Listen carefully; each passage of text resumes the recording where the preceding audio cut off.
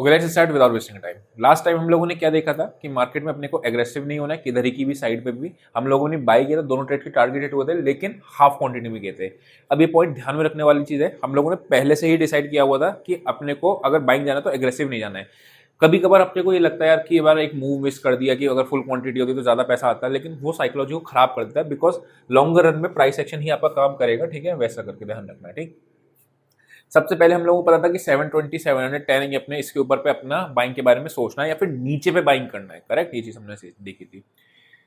अभी अगर मैं बात करता हूं इसकी, तो मार्केट बहुत अच्छी बहुत अच्छा है कि मार्केट आपका यहाँ पे कंसोलिडेट करे। तो ये अगर वी शेप में जाती ना, फिर मुझे बाइंग में डर लगता अगर इस तरीके से ऊपर में जाती। क्यों? क्योंकि इस तरीके से एक्शन जनरली नहीं होता है मार्केट में, है ना।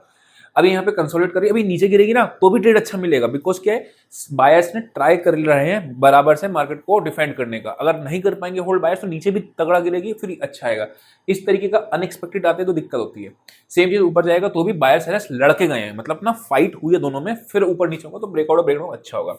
अभी आपको क्या दिख रहा है? ऊपर साफ साफ 720 दिख रहा है और 300 दिख रहा है नीचे का लेवल। ठीक है, 322 के आसपास का। आते हैं अपने लोग शॉर्टर टाइम फ्रेम पे और इसको ये देखते हैं। 516 के ऊपर हम लोग ने बात करी थी कि बाय करने को, लेकिन हम लोगों ने बाय किया था 400 के आसपास ही, 440 के आसपास। क्यों बाय किया था? यहाँ पे ये आपका एक सपोर्ट एरिया है। ठीक है, यही सेम चीज ना मैंने आपको इसमें बताई हुई है, इंट्राडे का जो अभी पूरा एक कोर्स आ रहा है ना यूट्यूब के अंदर ही, उसी में चीज बताई हुई कि सपोर्ट रेजिस्टेंस कौन कौन से होते हैं। उसमें से यहाँ पे OHLDC का भी सपोर्ट रेजिस्टेंस का होता है। ठीक है, यहाँ से मार्केट ने एक सपोर्ट लिया कल के क्लोजिंग प्राइस से, उसके बाद क्या हुआ, मार्केट नीचे आया, मतलब कोशिश की नीचे आने की, फिर वापस आया। जब यहाँ पे आपको कंफर्म हो गया कि मार्केट आपका ऊपर जा रहा है, तो हम लोगों ने इसके ऊपर एक बाइंग का ट्रेड इनिशिएट किया, ट्रेड चल गया। ठीक है, उसके बाद मार्केट क्या गया, ऊपर गया नीचे आया, ऊपर गया नीचे आया, ऊपर गया, और लास्ट में आके यहाँ जो आधा घंटे में हुआ है कारनामा, आधा पौन घंटे 45 मिनट्स के अंदर, उसने दिखा दिया कि मार्केट में अभी तेजी नहीं है, ओवर बुलिश होने की जरूरत नहीं है। करेक्ट, दोनों चीजें उसने मार्केट को बता दी पहले। यही सेम चीज मैं आपको बताता हूँ, प्राइस एक्शन बता देता है हर चीज। अब क्या होगा, तीन केसेस होंगी मार्केट में, gap up, gap down, sideways. अगर गैप अप लगेगा और इसके ऊपर खुला तो मैं बाइंग की साइड जाऊंगा, ओपनिंग रेंज ब्रेकआउट की स्ट्रेटेजी को यूज करूंगा सिंपली। करेक्ट, अगर मार्केट में साइडवेज खुला तो अभी ये आपका रेजिस्टेंस एरिया है और ये आपका सपोर्ट एरिया है। सेम चीज ब्रेकआउट और ब्रेकडाउन भी है, मतलब अब इसने सपोर्ट ले रहा है ना ऊपर नीचे, तो आप ब्रेकआउट और ब्रेकडाउन को भी प्लान कर सकते हो। मैं जनरली क्या कहता हूं आपसे कि ऊपर नीचे बोथ साइड की क्वांटिटीज पे जाओ, अब लेकिन आप ब्रेकआउट और ब्रेकडाउन पे भी प्लान कर सकते हो। क्यों? क्योंकि मार्केट ने प्लेंटी ऑफ टाइम इस पे सपोर्ट रेजिस्टेंस ले रखी है। ठीक है, तो ये आपका पहला सा एक तरीके से पिवट हो गया 45,500 के आसपास का। ठीक, साइडवेज खुलेगी मार्केट, यहाँ पे थोड़ा सा पहले फर्स्ट टाइम हिट किया और इस तरीके से आपको नीचे आनी शुरू करेगी, तो आपको वापस से यहाँ तक का टारगेट मिलेगा। एक बार प्रॉफिट बुकिंग यहाँ पे कर लेना अगर शॉर्ट साइड करा हुआ है तो। क्यों? क्योंकि मार्केट में यहाँ पे सपोर्ट एरिया है। ठीक, सेम चीज क्या है, अगर मार्केट गैप डाउन यहाँ खुलेगी और यहाँ पे आगे कोई पॉजिटिव एक्शन दिखेगा, तब मैं बाइंग के बारे में सोचूंगा, लेकिन कम क्वांटिटी में ही रखना, क्योंकि ये सपोर्ट काफी ज्यादा बार हिट कर चुका है। ठीक है, जब भी सपोर्ट बहुत ज्यादा हिट करता है, वो भी सपोर्ट आपकी वीक होनी शुरू हो जाती है। ठीक है, तो वो चीज है। तो ऊपर नीचे ये आपका आ गया। अगर ये 320 तोड़ रहा है, मान लो दो तरीके से 300 तोड़ेगा। ठीक है, कैसे तोड़ेगा? 300 का लेवल या तो सीधा सीधा नीचे आ जाएगा तब तोड़ेगा, उसमें अपने को थोड़ा सा अवॉइड करना, सीधा सीधा आ जाए। वेट करेंगे, यहाँ पे रिजेक्शन लिया, वापस से चला, मस्त ट्रेड मारेगा। ठीक है, अगर इस तरीके से पैटर्न बन रहा है, मतलब समझ रहे हो, अब नीचे सीधा तोड़ा तो नहीं, या फिर मार्केट यहाँ पे आके बार बार कोशिश करे डिफेंड करने को, उसके बाद तोड़े, तब मैं शॉर्ट की तरफ जाऊँ। करेक्ट, सेम चीज आप ऊपर की साइड भी कर देना, 790 सीधा तोड़ दे, थोड़ा सा कम करना, एग्रेसिव मत जाना, वापस से सपोर्ट लेके दोबारा जाए तब आप जाना, या फिर मार्केट वापस से इस तरीके से जाए एंड देन आपका, क्योंकि यहाँ का आसपास आपको रेजिस्टेंस लिया।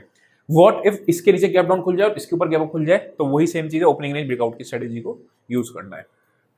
आते हैं नेक्स्ट अपना निफ्टी पे, फिर निफ्टी पे आएंगे। नाउ जनरली बताता हूँ होता क्या है, मार्केट में यहाँ पे कंसोलिडेट किया और ब्रेकआउट दिया। जब ब्रेकआउट देने के बाद ना इसको यहाँ पे सपोर्ट लेना चाहिए था एंड देन वापस से ऊपर अपना ट्रेंड को रिज्यूम करना था, लेकिन नहीं किया। वही सेम चीज मैं आपको बता रहा हूँ कि बायर्स को कह रही है कि अभी ज्यादा ओवर बुलिश नहीं हो, सामने से उसने लास्ट में बता दिया। और दूसरी चीज बता दूं क्या होता है, अभी है लॉन्ग वीकेंड, मतलब आपका 2 अक्टूबर वगैरह छुट्टी वगैरह सब है, तो लोग कोई भी ना पोजिशन को कैरी करके नहीं लेके जाता है कि यार इतना लॉन्ग वीकेंड है, मंडे को ग्लोबल मार्केट तो खुलेगा ही खुलेगा, ये आपका जो है अपना इंडियन मार्केट बंद है, तो कोई पोजिशन को कैरी नहीं करता जनरली, इसलिए। अब बाइंग साइड की तो जनरली लोग अवॉइड ही करते हैं ना। उसके बाद आपका देखोगे तो मार्केट ऊपर नहीं गया, नीचे ही आ गया। ठीक, तो इसमें कौन कौन से लेवल है, पहले तो अपने को वनडे का चार्ट देखते हैं ताकि अपने को बिगर पिक्चर दिखे, है ना। ये आपकी कैंडल है, इसके अंदर अभी थोड़ी बड़ी कैंडल है, इसके अंदर आप प्लान कर सकते हो कि इसके अंदर का ब्रेकआउट है ब्रेकडाउन। ये बन गई आपकी सॉर्ट ऑफ इनसाइड बार। नीचे तोड़ेगी तो आपको और फर्दर मूव मिलेगा नीचे की साइड पे। ऊपर तोड़ेगी तो हम लोग इस क्वांटिटी के ऊपर कम क्वांटिटी पे ही जाएंगे, क्योंकि 750 अभी आपको एक रेजिस्टेंस एरिया है 750 के आसपास का, ठीक। बाकी इसके अंदर रेंज को प्लान कर सकते हो। निफ्टी के अंदर ऊपर आएगी तो शॉर्ट, नीचे आएगी तो बाय, इस तरीके से आप इसको प्लान कर सकते हो, ठीक है। हमेशा याद रखना, जो लोग बोथ साइड अपॉर्चुनिटीज ढूंढते हैं ना, वो कंसिस्टेंट पैसा बनाते हैं। कंसिस्टेंट मतलब इंडेक्स की बात कर रहा हूँ। क्यों बनाते हैं? क्योंकि बोथ साइड अपॉर्चुनिटी इंडेक्स देता है, लेकिन एक दफा वो ब्रेकआउट या ब्रेकडाउन भी देगा, करेक्ट। तो जब भी ब्रेकआउट और ब्रेकडाउन दे रहा है तो वहां पे आपका डेटा की भी इंपॉर्टेंस बढ़ जाती है, प्राइस एक्शन की भी इंपॉर्टेंस बन जाती है, तो वहां पे आपके स्टॉप लॉस बच सकते हैं। आपने अगर मेरा देखा होगा, मैं क्या करता हूँ, बोथ साइड अपॉर्चुनिटी वाले ट्रेड को करता हूँ, ब्रेकआउट और ब्रेकडाउन पे एसएल कोशिश करता हूँ कि एसएल ना दूं, ठीक है। वरना एक दफा अगर आपका एसएल कटेगा, कभी ना कभी तो ब्रेकआउट आएगा, कभी ना कभी तो ब्रेकडाउन आएगा, तो एक दफा तो एसएल कटेगा। तो वो अवॉइड कैसे करते हैं? डेटा की मदद से हम लोग अवॉइड कर लेते हैं। सो फॉर एग्जांपल डेटा की मदद से कैसे, जैसे आपका आरवी सेट को लगातार इसको डिक्रीज हो जा रहा है और मार्केट यहाँ पे ब्रेकडाउन को मैं सपोर्ट पे क्यों बाय करूँ फिर, या रेजिस्टेंस पे क्यों सेल करोगे? बहुत ज्यादा आपका आरवी सेटअप का जो डेटा है ग्रीन होता जा रहा है वैसा करके, ठीक है ना। तो वो चीज ध्यान में रखनी है। तो भी नीचे का आ गया, ऊपर का आ गया। अब आते हैं शॉर्टर टाइम फ्रेम पे और उसको देखते हैं कि कौन कौन से आपके इंपॉर्टेंट है, ठीक है, लेवल्स। तो अभी पहला देखोगे तो आप ये सारा आपका रेजिस्टेंस का एरिया है।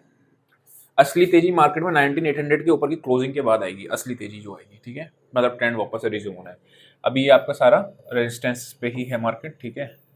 तो यहाँ पे बाय करने का कोई फायदा भी नहीं है जब तक इसके ऊपर वही सेम फॉर्मूला बैंक निफ्टी वाला लगाएंगे कि इसके ऊपर फर्स्ट टाइम जाती है तो वेट करेंगे इस तरीके से, या फिर आपका यहाँ पे थोड़ा सा टाइम स्पेंड करें देन आपका ऊपर जाए। और नीचे आपको कौन सा इंपॉर्टेंट लेवल आ रहा है? 500 का, 19,500। तो ये आपका ऊपर नीचे की रेंज आ रही है 500 750 के आसपास की, ठीक है। फिर निफ्टी पे चलते हैं, पहले ऑप्शन चल देखते हैं फिर निफ्टी पे आते हैं। अगेन 19,600 पे अगर आप देखोगे तो मुझे मैक्सिमम पुट्स दिख रही हैं, ठीक है। तो ये ध्यान में रखना है। और 800 पे वही हम, ये तो ठीक है, हमारा कोई दिक्कत नहीं कि 800 अभी आपका मेजर रेजिस्टेंस है आने वाले टाइम के लिए भी, ठीक है। तो ऊपर में तो 775 के आसपास ही रेजिस्टेंस आ जाएगी। और अगर मैं बात करता हूँ यहाँ पे नीचे में तो 19,600 के वही है। तो यानी ये जब ट्रैप होंगे, ट्रैप कब होंगे? 580 570 के नीचे मार्केट ट्रैवल करना शुरू कर देगी, तभी ट्रैप होंगे। अब 550 का लेवल एक बार तोड़ चुका है, तो 550 के लेवल्स की इंपॉर्टेंस थोड़ी रिड्यूस हो गई है। नेक्स्ट लेवल में था 516 के आसपास का, तो वहाँ पे अपने को देखना होगा, ठीक है।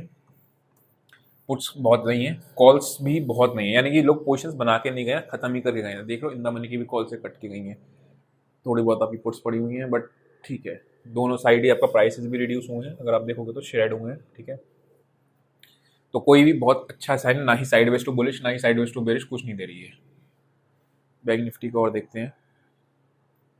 बैंक निफ्टी में आपका बस ये पता चल रहा है कि हमारे को इंपॉर्टेंट रेजिस्टेंस एरिया कौन सा है, और 44,500 का भी आपका इसके नीचे ही वही सेम चीज़ है। अभी 45,400 तोड़ेगी या 440 तोड़ेगी लेवल्स ना, तो फिर आपको नीचे के लेवल्स देखने को मिल जाएंगे 300 150 तक के भी। क्यों? क्योंकि यहाँ पे आपके सबसे ज़्यादा पुट राइटर्स ट्रैप होंगे तभी। ओके, 500 एंड 150 पॉइंट्स है ना नीचे, तो तकरीबन 350 के आसपास, हाँ 400 के आसपास मान लो, ठीक है। फिर निफ्टी की और ऑप्शन चेन देखते हुए चलते हैं। उसके बाद सीधा अपने लोग एनालिसिस पे फिर निफ्टी के चार्ट पे लेंगे, फिर स्टॉक्स देख लेंगे, ताकि अपने को बजाज वगैरह भी देखना पड़ेगा फिर निफ्टी एक्सपायरी ना। फिर निफ्टी में अगर मैं बात करता हूँ तो 19,800 पे आपकी पुट्स, ओके ठीक है। कॉल्स भी आपकी, यानी इन्होंने थीटा का खाने के पूरे कोशिश करने की कोशिश करी है, ठीक है। यहाँ पे आपकी अनकवर हुई है 17 लाख 26 लाख। कोई बहुत ज़्यादा सिग्नल नहीं है, अननेसेसरी सिग्नल निकालने से कोई फायदा नहीं ना, जब दिखता है तो देख पता चल जाता है। चलते हैं अपने लोग निफ्टी के चार्ट पे। सेम पैटर्न तो सेम ही चीज़ बना हुआ है, ठीक है। फॉल्स ब्रेकडाउन का केस है ये, करेक्ट प्रॉपर तरीके से। फॉल्स ब्रेकडाउन में मार्केट आपका तेजी, हम लोगों ने फिर निफ्टी भी यहाँ पे बाई करी थी, सॉरी इसका हाई टूटने में, बैंक निफ्टी पहले कर ली थी, फिर निफ्टी को इसको हाई टूटने में बाई करा था। उसके बाद मार्केट आई वापस से सपोर्ट लिया, देन आपका इस तरीके से चल गई। अगर आप देखोगे तो यहाँ पे एक चैनल का ब्रेकडाउन दिख रहा है, ठीक है। इस कैंडल में वही लास्ट में, अगर ये लास्ट में क्लोजिंग खराब नहीं देती ना, तो फिर मैं थोड़ा सा बुलिश को प्लान करता ज़्यादा, लेकिन क्लोजिंग थोड़ी सी खराब कर दी है, तो कोई बात नहीं। 720 नीचे की रेंज है, 920 ऊपर की रेंज है, इसी रेंज को अपने लोग प्ले करेंगे। ऊपर आएगा नीचे की तरफ, नीचे आएगा तो ऊपर की तरफ। और अगर ये आपका उसी तरीके से टूट रहा है, मान लो वन टाइम में तोड़ दिया, उसके बाद वेट करना यहाँ पे कोई रिजेक्शन दे देन नीचे आए, ठीक है। और अगर यहाँ पे आती है बार बार हिट करती है, तो बाइंग की पोजीशन मत करना, अपना जो कॉस्ट टू कॉस्ट है भाव ही निकल लेना, ठीक है। वो चीज़ है। सेम चीज़ अगर ऊपर आती है एक बार तोड़ती है, तो वेट करके रिट्रेसमेंट का ऐसा या इस तरीके से, वरना रेंज को प्ले कर सकते हो आप। ये जो मोटी मोटी रेंज बनी है, गैप अप और गैप डाउन के केस में क्या करना है, देखना कि आपको गैप डाउन कितना बड़ा है, स्टिल रेंज आपकी सेम इंटैक्ट रहेगी, ठीक है। हाँ, अगर आप देखोगे कि इसके नीचे जहाँ से इसका ब्रेकआउट आया था, इस कैंडल के ऊपर आया था, अगर इसके नीचे जानी शुरू कर दे तो दिक्कत है। फिर पहले दिक्कत वो कौन सा लेवल आ रहा है आपका, मैं मार्क कर दे रहा हूँ यहाँ से, ये आ रहा है आपका समवेयर ये, ठीक है, ये आ रहा है आपका 19770 के आसपास का, इसके नीचे जानी, हाँ हम लोगों ने यही बाय करी 768 पे ही बाय करी थी, ठीक है। तो यहाँ के लेवल के नीचे जाएगी तो फिर आपको दिक्कत है, तो आप थोड़ा सा अपने बाइंग की पोजीशंस को इग्नोर कर देना, ठीक है। ओके, ठीक, चलते हैं अपने लोग स्टॉक्स पे। ओके, HDFC बैंक, ठीक है, ऊपर नीचे की रेंज ये 15-20 नीचे की रेंज है इसकी, थोड़ा सा नीचे है ये 1835 और ऊपर की रेंज आपकी 38 है, ठीक है। क्या करते हैं हम लोग, रेंज के नीचे साइड पे स्टॉक्स आते हैं तो अपने सेलिंग की पोजीशंस को एग्जिट कर सकते हैं और कोई पॉजिटिव एक्शन दिखता है तो बाइंग की तरफ जा सकते हैं।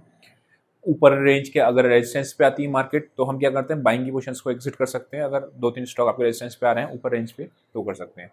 अगर ब्रेकआउट या ब्रेकडाउन आपको प्लान करना है तो एटलीस्ट 2 स्टॉक्स में आपको ब्रेकआउट या ब्रेकडाउन देखना है। मतलब नीचे की साइड आप ब्रेकडाउन देख रहे हो तो एटलीस्ट HDFC बैंक और SBI या HDFC बैंक और ICICI बैंक या फिर ICICI बैंक और SBI या फिर आपका ICICI बैंक HDFC बैंक, आपको एक दो ब्रेकआउट ब्रेकडाउन भी प्लान कर रहे हो तो 2 लोगों को तो साथ में चलना पड़ेगा। ऐसा नहीं होगा कि एक ही डायरेक्शन एक अकेला लेके जा रहा है तो वो फॉल्स जनरली फॉल्स हो जाता है वो, ठीक है।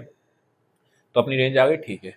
नेक्स्ट आते हैं ICICI बैंक पे, ठीक है। ICICI बैंक में आपका सेम चीज़ है, ठीक है। आपका नीचे का 946-47 आ रहा है और ऊपर में आपका 960 के आसपास है, ठीक है। ये तो इंपॉर्टेंट रेजिस्टेंस लगा देता हूँ मैं यहाँ पे, ये काफ़ी इंपॉर्टेंट रेजिस्टेंस है, ठीक है, 960 के आसपास, ठीक। तो ये अपनी रेंज आ गई, ओके।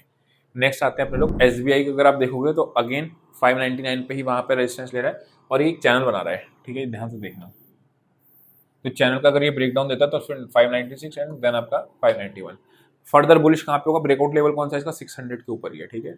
और ब्रेकडाउन लेवल आपको क्या दिख रहा है, चैनल का ही दिख रहा है, मतलब रादर देन कि नीचे इस पॉइंट से ज़्यादा, इस पॉइंट के नीचे की जगह पे आप 596 के नीचे ब्रेकडाउन लेवल मान सकते हो इसको, ठीक है।